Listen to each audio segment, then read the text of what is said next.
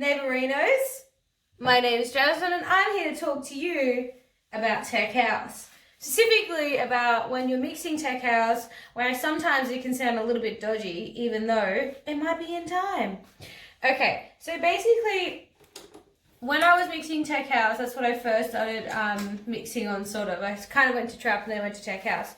One thing that I noticed is that if you don't have your hi-hats sorted out, it can sound really out of time or it can sound really clashy. So it's really important. Again, this video is for all the newbies who are just getting into it. I'm going to quickly run through when we're mixing tech house, how best to do it. It's basically got to just do with the hi-hat. So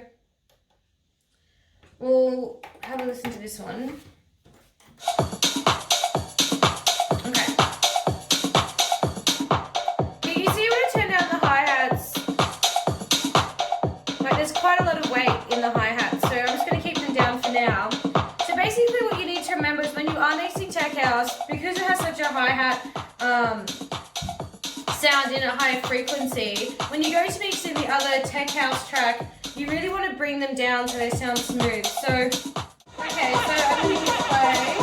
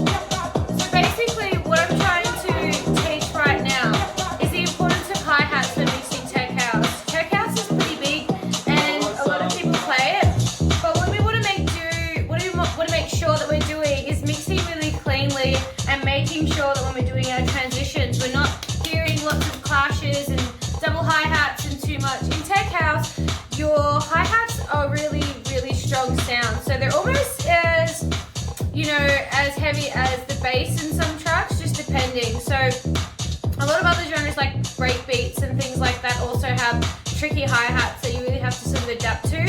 Basically, all I'm saying is when you're mixing tech house, make sure that you only have one of your hi-hats, so the higher frequencies, in at a time, and then transfer them really smoothly, the same that you would transfer your bass. So you never really want to be double bassing, and you also don't want to be double hi-hatting in terms of using your tech house tracks. Okay?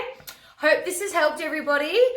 We've covered a little bit now, so we've covered your huge tracks that you really know well. We've also covered levels, and we've covered, what else did we cover? What you can do if you don't have any decks, which is quite a lot in my last video. And then this one was all about tech house and making sure that you're trying to pay attention to the highs in your levels when you're mixing them in, and not double hi-hatting when you are mixing tech house. Obviously, there's like a whole bunch of different variables here. So as you move on and as you progress, you will be able to mix double hi-hats with tech house depending on the track. It's more about not doing it when you first start, because it can trick the ear in, because it is a higher frequency, it can be quite harsh.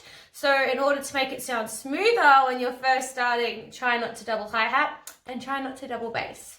Okay, that's it from me. I'll see you guys next week with another installment of DJing with Jasmine Spears. That's me, Jasmine Spears. Much love, guys. Bye for now.